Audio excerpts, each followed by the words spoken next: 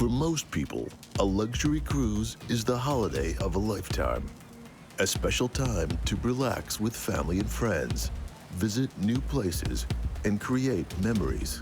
It's March 7th, 2018. The Donnelley family from Phoenix, Arizona, 37-year-old Sandra, her 42-year-old husband Wayne, and their two young sons, ages 7 and 9, are about to embark on a 7-day Caribbean cruise. For Sandra and Wayne, the trip is intended to restore some harmony to a troubled marriage. About to set sail from the port of La Romana in the Dominican Republic, the ship will travel to the Caribbean islands of Grenada, Martinique, Guadeloupe, and Antigua. But after the second day, Sandra will never again be seen on board, either by the ship's staff or any of its passengers.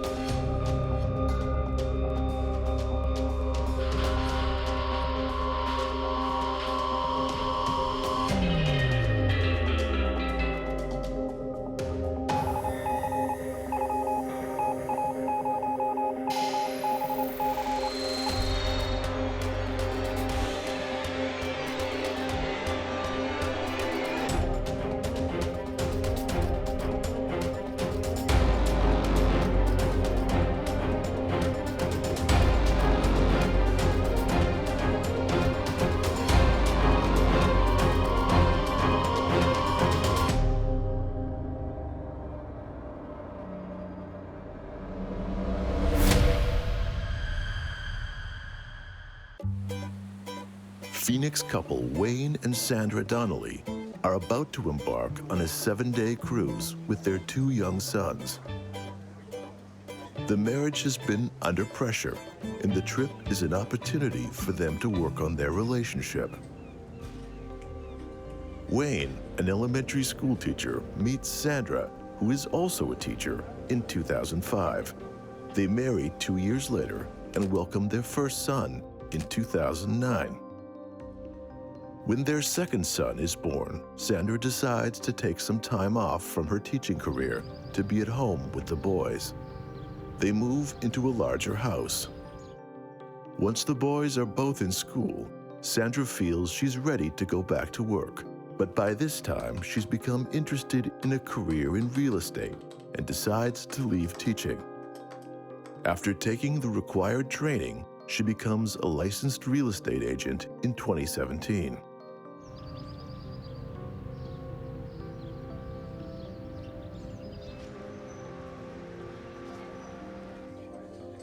Wayne introduces Sandra to Kevin, an old college friend of his, shortly after they get engaged. Kevin recalls thinking at the time they are something of an odd couple. They don't seem to have many interests in common. He keeps his thoughts to himself, but isn't surprised that whenever he and Wayne get together for a game of golf, Wayne complains about how things are at home. Sandra sounds like someone who always has to have things go her way. Kevin senses that Wayne feels trapped in the marriage. Kevin vividly remembers a night when he has to calm Wayne down after he arrives with his nerves shattered.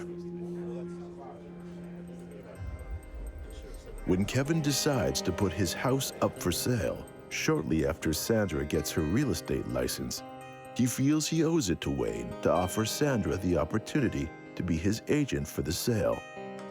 But after he meets with her a few times, he finds her manner abrasive and decides not to follow through with her. Kevin isn't the only one who believes the Donnellys' marriage is under strain. Neighbors witness a number of arguments between the pair.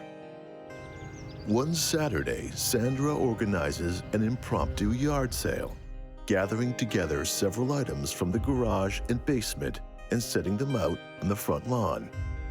Neighbors come to look at what's on offer and are stunned to realize when Wayne comes home from golf that Sandra has put several items belonging to him out for sale without him knowing about it.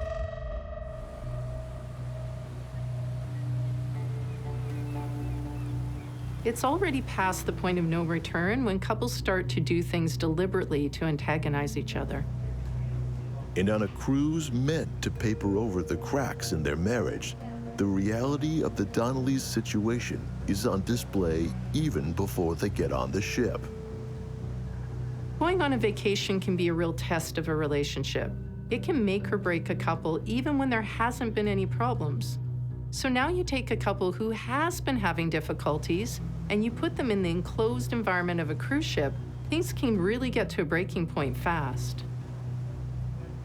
While waiting in line to board, Sandra and Wayne get into a vicious argument that's noticed by everyone within earshot.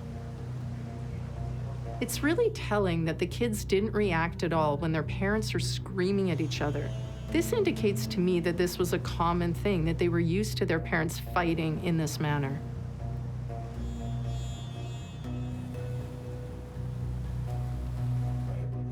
After boarding, the family sits down to eat at the ship's restaurant. Serving staff notice that things are very tense between the couple. As staff overhears Sandra and Wayne trading passive-aggressive remarks to each other the entire time.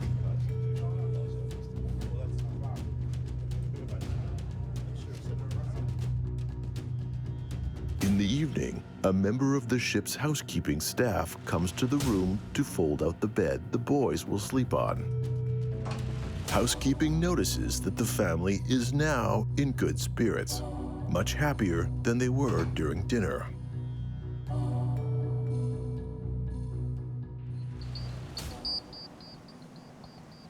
The next day, day 2 of the cruise, is a day at sea.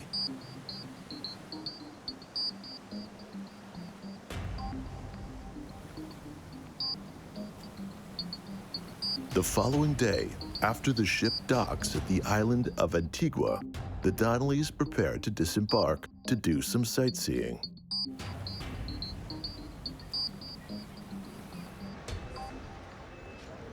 The family has been walking all morning, and while in a museum, Sandra complains that the shoes she's wearing have aggravated an old injury. Angry that she had ignored his advice to wear more suitable shoes for a walking tour, Wayne pulls a pair of running shoes from his rucksack and yells at her to put them on. The ugly incident is observed by others. Even though Sandra had appeared to be the aggressor initially, now it's Wayne who's lashing out. It's interesting to note that they have no problem showing this kind of viciousness towards each other in front of other people, even complete strangers. That really says something about this relationship as well. What little patience Wayne has with Sandra has run out. Often people try to stay together for the children. They try to make a marriage work as much as they can. But is that really the right thing to do?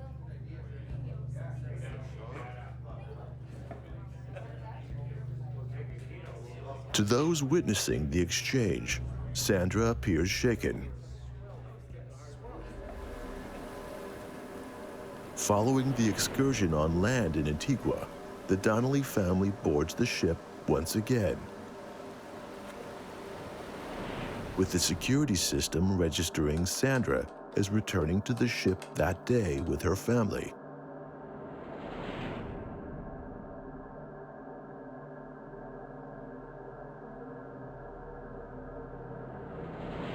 And angry words continue. When you have a case like this where two parents are arguing heatedly with each other in front of their children, it's doing huge damage to those children. Those little boys may not show what they're going through right now, but it'll show up later on in their lives. They're also being taught that this is what a healthy relationship is like.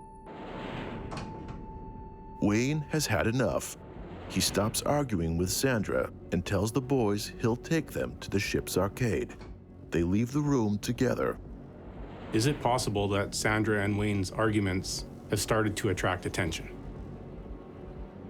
March 9th, the third day of the Donnellys' Caribbean cruise, is the last time Sandra is seen by anyone on board the ship.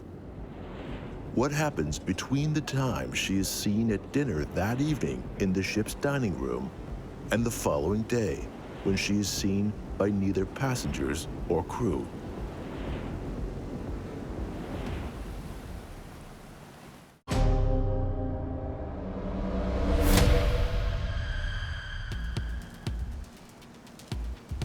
It's March 10th, 2018, and the fourth day of a luxury Caribbean cruise that begins at the port of La Romana in the Dominican Republic and then sails to Antigua, and now is headed for the islands of Guadeloupe, Martinique, and Grenada.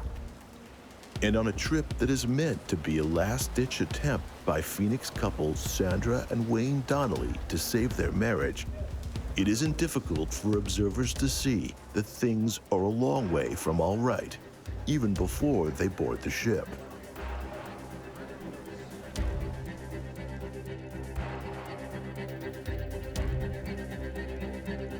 Two days later, visitors to a museum on the island of Antigua witness Wayne's reaction when Sandra complains about her shoes.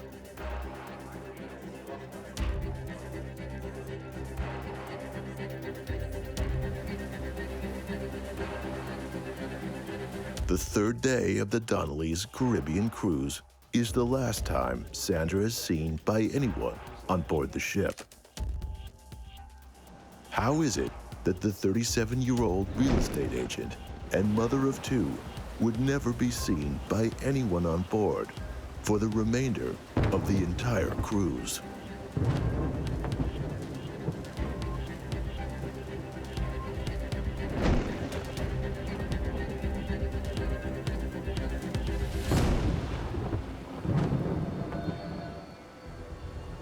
The next morning, Sandra is not at breakfast with Wayne and the boys in the dining room. It's noticed by the server, who has seen the family eating together the previous evening. It's very difficult to hide things from people on a cruise ship. Even though these ships are quite large, it's still like a small town, a close-knit community. So people are going to notice if suddenly your wife isn't with you for a meal when you've always been sharing meals together. However, the fact that there was so much arguing between Sandra and Wayne could give him an excuse for her not being there. It's now day 4 of the cruise. Observers who had witnessed signs of the couple's rancorous relationship during boarding on the first day see Wayne alone with the boys in the morning. Sandra is nowhere in sight. The Donnellys' younger son appears upset, and Wayne is patient and attentive to him.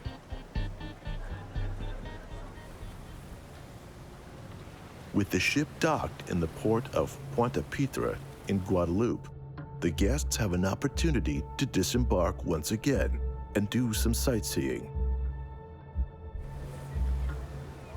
Wayne and the boys prepare to join an onshore excursion.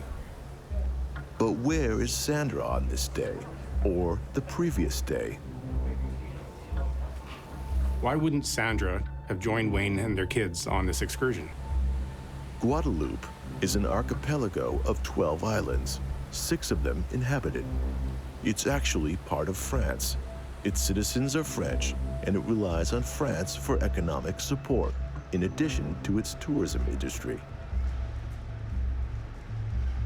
It would be interesting to know what Wayne is thinking. Does he really believe that no one's going to notice that his wife is suddenly missing? And for that matter, what has he told his kids about their mother's whereabouts?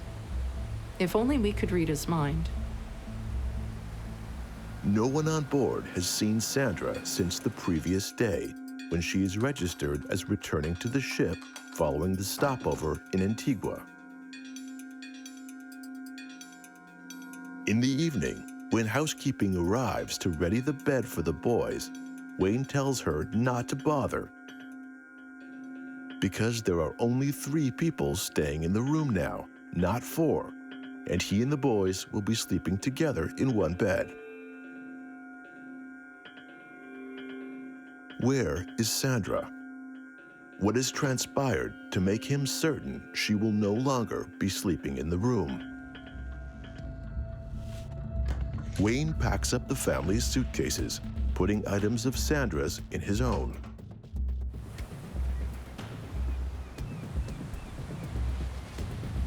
Despite Sandra being missing, Wayne and his two sons disembark the ship and make their way to the airport as if everything is normal. When a serious incident of this nature occurs on board a ship, it's really up to the captain to involve local authorities in the investigation.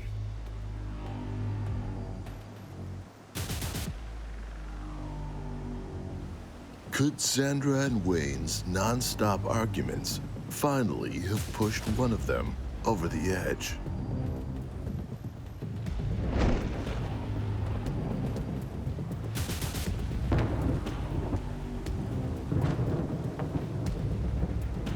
A storm is brewing on the horizon. Could it be a sign of something worse yet to come?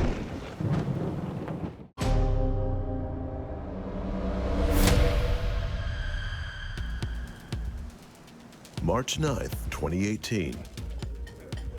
37-year-old Sandra Donnelley, a real estate agent in the city of Phoenix, Arizona, and her husband, Wayne, a school teacher, are on a luxury Caribbean cruise with their two sons, ages 7 and 9. The marriage has been under stress for some time, and the trip is a bid to get their relationship back on better footing. But earlier, an ugly incident mars the day.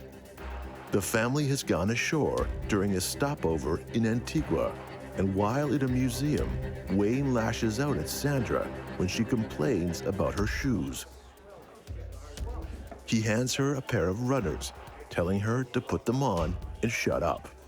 The exchange is witnessed by others, embarrassing Sandra. The next morning, Sandra is nowhere in sight. A troubled marriage reaching the breaking point on a trip that by all accounts is a disaster from the start. Is Wayne Donnelley responsible for his wife's disappearance?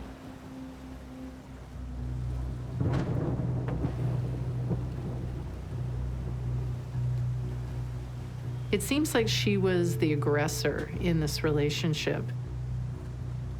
Maybe it got to a point where Wayne just snapped. He couldn't handle it anymore. He greatly outweighed Sandra, and he was taller than her. If things got to a point where he was so angry, he probably just could have thrown her over the edge. If Sandra did somehow get thrown from the railing, whoever did it would need to use a lot of force, considering the height of cruise ship railings. The Occupational Safety and Health Administration has guidelines in place mandating that all cruise ship deck and balcony railings have a minimum height of 42 inches. However, these same guidelines allow for a variance of 3 inches above or below that. This is because the average person has been determined to have a center of mass of about 42 inches or less. Every one of us has a breaking point, even if we don't think we do. The most mild-mannered people can be pushed past their limits.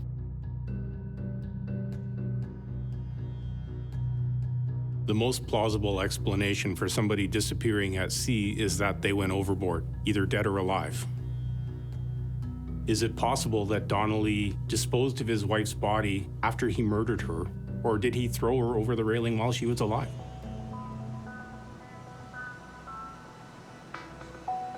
After stopping at ports in Martinique and Grenada, the ship arrives back in the port of La Romana, Dominican Republic, at the conclusion of the cruise on March 14th.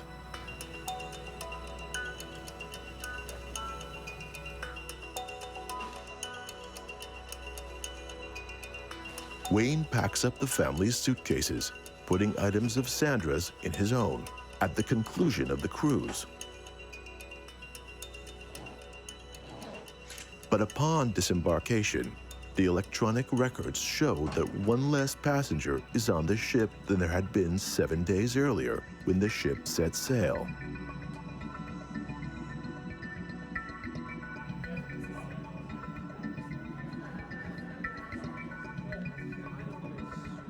When a crime of this serious nature happens aboard a cruise ship, it is the responsibility of the captain to involve the local authorities.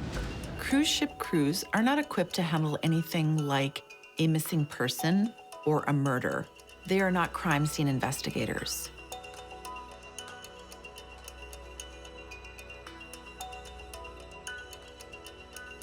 It certainly was far from the perfect crime.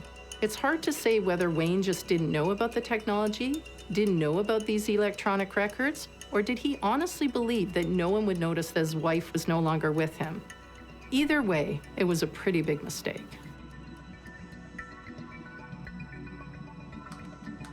A head count is done.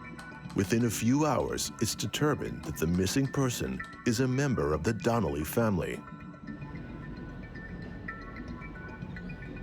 Wayne Donnelly is apprehended by the Dominican Republic National Police under suspicion of murder.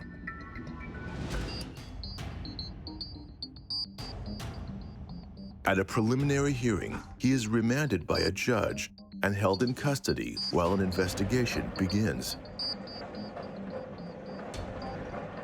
Elaine, Sandra's sister in California, is informed of Sandra's disappearance.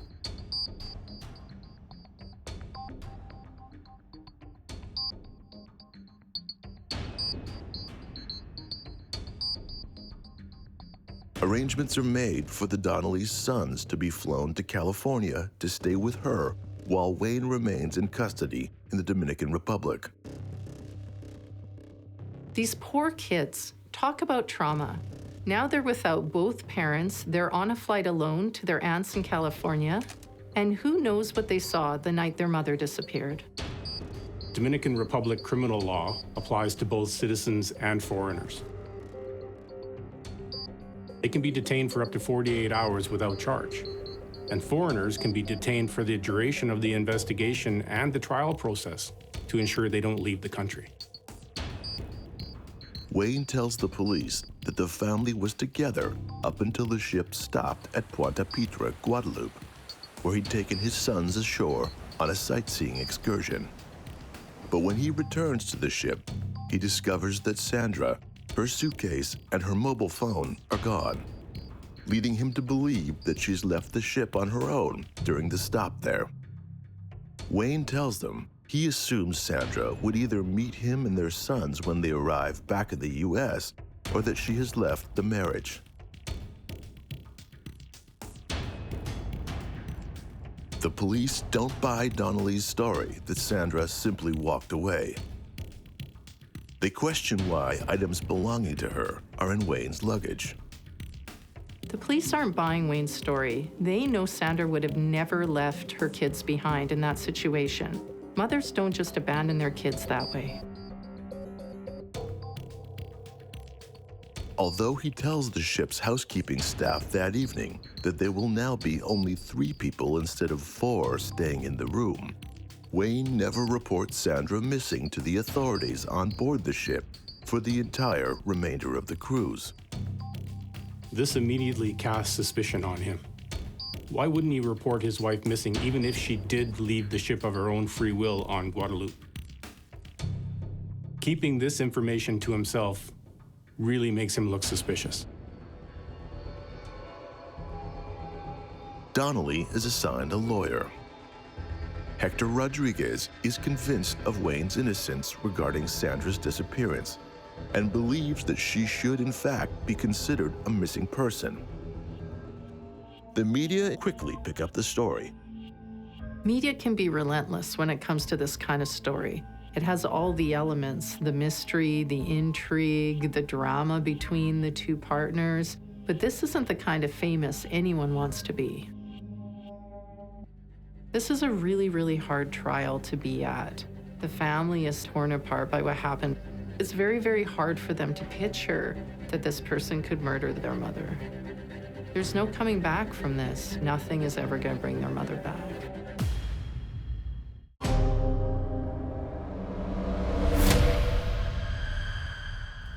On March 15th, the day after the end of the family's cruise, Wayne Donnelly is apprehended by the Dominican Republic National Police, while waiting with his sons in the departure lounge of the Punta Cana International Airport for their flight home to Phoenix.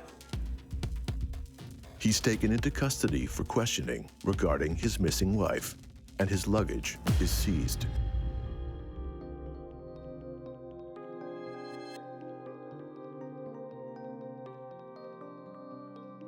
At a court hearing, Donnelley tells the judge that he and Sandra had quarreled the night before they arrived in Guadeloupe. But that was the night of the day that Sandra is nowhere to be seen aboard the ship following the stop in Antigua. If you have a plan to leave your husband, especially on a cruise ship, you want to make sure that you take everything you need with you. One would think this would include your children. And then there's the question of Sandra's missing suitcase. Wayne tells the police Sandra's suitcase and her mobile phone are missing from their cabin on board the ship when he and the boys return from the excursion on land in Guadeloupe, which leads him to believe she has left the trip of her own free will. The police, however, have a different idea. They believe Donnelley may have stashed his wife's body in her suitcase before throwing it overboard. When you think about how a body could fit into a suitcase, you have to really envision what the victim is now unresponsive. She has died. Before rigor mortis sets in, meaning the stiffening of the body, there is an opportunity for a manipulation of that body. If the perpetrator is in such of a state of mind, there could be the possibility that you could even break bones to manipulate a small enough body into a big enough suitcase. The police deemed Sandra's missing suitcase the prime item of concern in their investigation. A body that has now been thrown overboard into the water and is in a suitcase, I would speculate that with the heat of the sun, it would almost be like a toaster oven. So it would ramp up the decomposition state of a body, and the putrefaction would be enhanced as well. So it would create almost like a gas balloon-like effect in the body that would take the body and the suitcase from below the water to the surface, where it would be acknowledged and found. Did Wayne Donnelley murder his wife Sandra and put her body in the suitcase? Or could he have lured her into the darkened area of the ship's deck that night and pushed her over the railing, getting rid of the suitcase the same way? Once it's discovered that Sandra is not accounted for during disembarkation, the captain of the ship orders the Donnelly's cabin to be sealed off so that a forensic examination can be conducted. But an error is made. The wrong room is sealed off. When the police board the ship to conduct their investigation, they discover that Donnelly's room has been thoroughly cleaned and reassigned to another couple for the next cruise. This is a problem with crimes on cruise ships. The longer the cruise ship stays docked, the more money the cruise line loses. So there's a lot of pressure to keep moving. There's not a lot of time to do a perfect forensic investigation in the room. There's so much pressure to keep moving that a lot of evidence can be lost.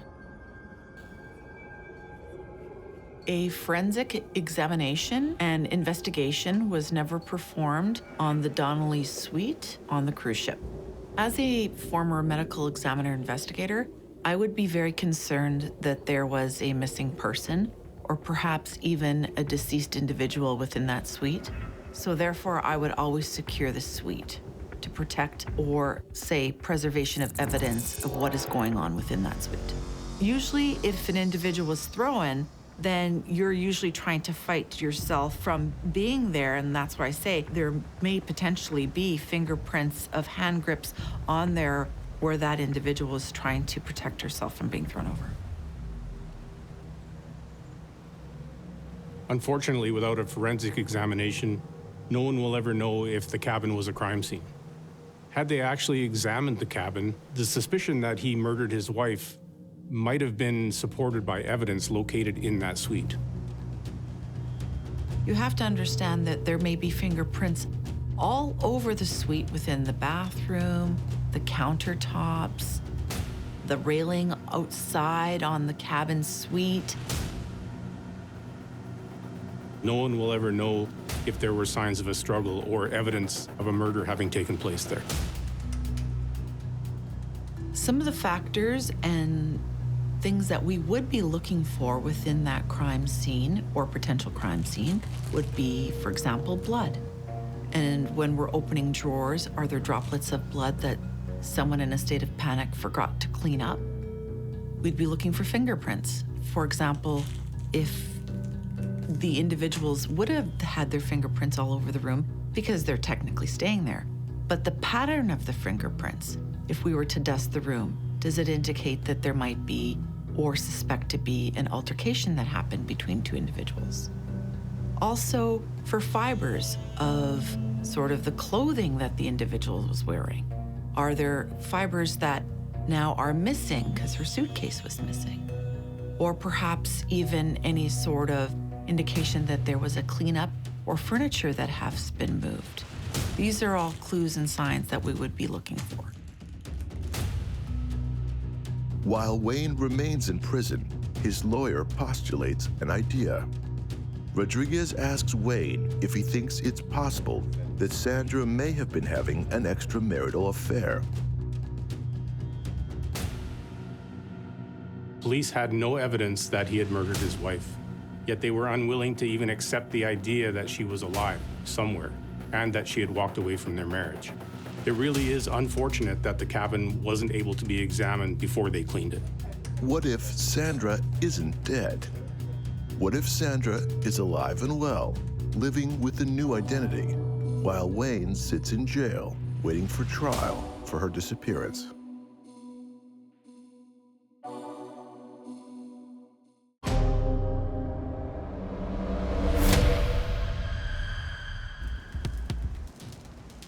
When passengers disembark from their ship at the port of La Romana in the Dominican Republic at the conclusion of their 7-day cruise, Wayne Donnelly's wife, Sandra, is flagged as missing by the ship's electronic security system. The holiday with their 2 sons is a bid to restore some harmony to the marriage. But no one on board the ship has seen Sandra since the 3rd day of the cruise.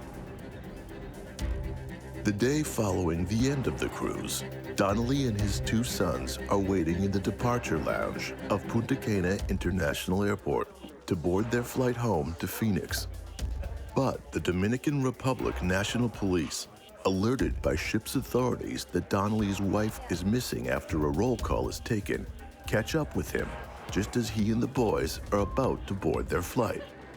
At a preliminary hearing, he is remanded by a judge and held in custody while an investigation begins. The Donnellys' 2 sons, ages 7 and 9, are flown to California to stay with Sandra's sister. When we start to speak with people that have either witnessed something or seen something that would aid in advocating for the deceased at the time, did they hear anything? Did they hear people arguing? Did they see anything? There was no indication that there was an altercation or any violence that occurred between the 2 individuals that were staying within that suite. It can be very difficult when there is very little physical evidence found and that the body is still missing. Unfortunately, investigators cannot find a witness that might have heard a struggle. Donnelly retains a lawyer, Hector Rodriguez, who is convinced of Wayne's innocence and who believes that Sandra should be considered a missing person. With no evidence incriminating Donnelly, who is still in custody, Rodriguez makes a bid for his release, but is turned down. Police put a lot of emphasis on the fact that the ship's electronic records never recorded her disembarking from the ship when it was docked there. But could Sandra have secretly left the ship without anyone suspecting and boarded a flight out of Guadeloupe? There are a total of 6 airports in the Guadeloupe archipelago. The largest is Pointe Pitre International Airport, about 2.5 kilometers north of the port. The port's used by American, Canadian, French, and Caribbean airlines. As all the elements of a great story, mystery, intrigue, drama between the two partners, and of course, the adorable children. Unfortunately, the story is true. While Wayne remains in prison, his lawyer postulates an idea. Rodriguez asks Wayne if he thinks it's possible that Sandra may have been having an extramarital affair and that she may have left the family to join her lover.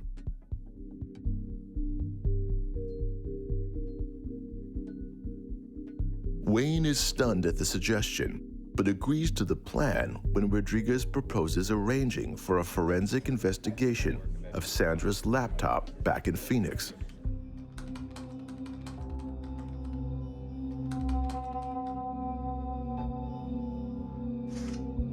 The hunch pays off, at least to some degree. Sandra's computer reveals she has been making extensive use of online dating sites over the past 2 years. Wayne reflects on all the evenings she told him she was working late at her real estate job, and now realizes she may have been stepping out on him. Even if Sandra was the kind of woman to have an affair, which is questionable, there's still no way that she would leave her children on that ship. Maybe she was angry enough to abandon Wayne and let him take the fall for her disappearance, but she wouldn't have left her children. The police, however, give the Donnellys' marital problems little credence, and the investigation into Sandra's disappearance continues. To Wayne Donnelly's lawyer, Hector Rodriguez, the information obtained from Sandra Donnelly's computer should be considered by the courts as credible evidence that she wanted out of the marriage. With the prosecutors and the defense both arguing forcefully for their sides, a judge finally reaches a decision.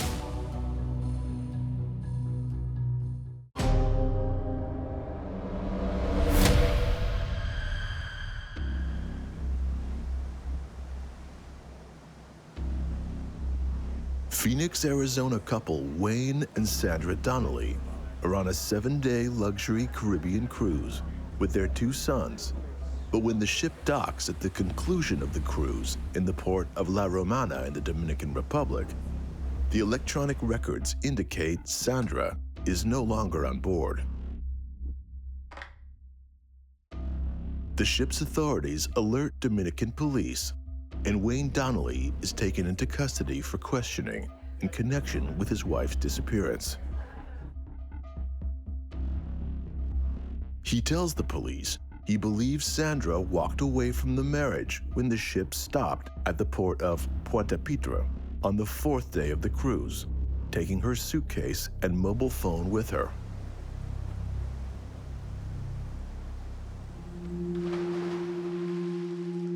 But there's no electronic record of Sandra leaving the ship in Guadeloupe, and Donnelley never reports her missing to the ship's authorities. A police investigation begins, with Donnelley remaining in custody in the Dominican Republic. During the investigation, Donnelley's lawyer produces evidence that Sandra was frequenting online dating sites during the past 2 years. The lawyer argues that this information should be considered by the courts as credible evidence that Sandra wanted out of the marriage.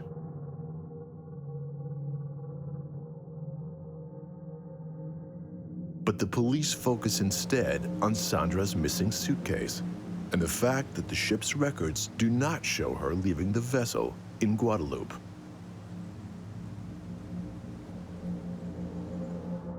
A trial date is set, with the prosecutors and the defense both arguing forcefully for their sides. A judge finally reaches a decision. The judge reaches the conclusion that there are not sufficient grounds to proceed with the murder charge. There's no body and no evidence. A forensic examination of the Donnellys' cabin on board the ship is never conducted.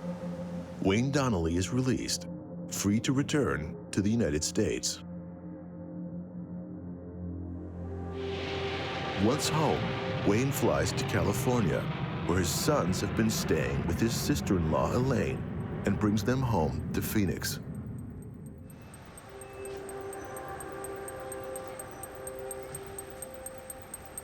Back in the States, Wayne meets up with his old college buddy, Kevin, and confides in him that, other than Sandra's internet dating history, he can't find anything else that would point to her having a secret life outside their marriage.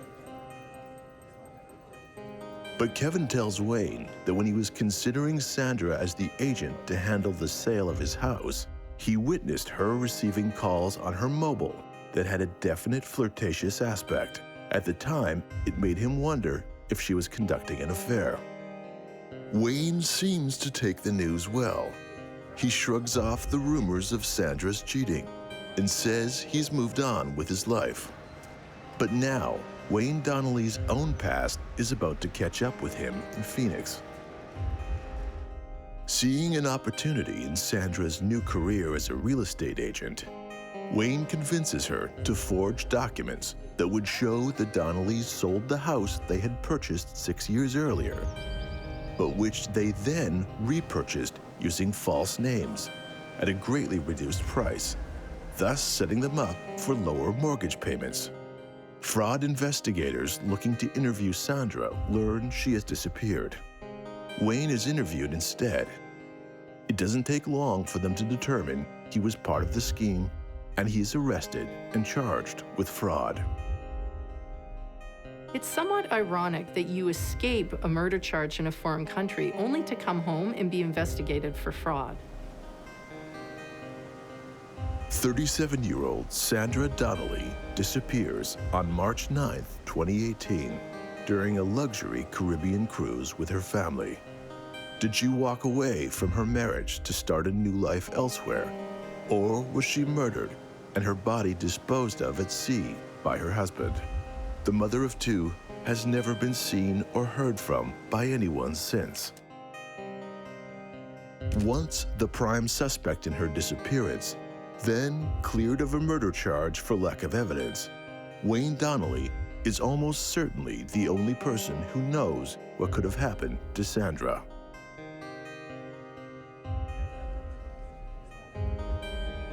While her whereabouts remain unknown, her husband now faces a possible prison sentence for a different crime.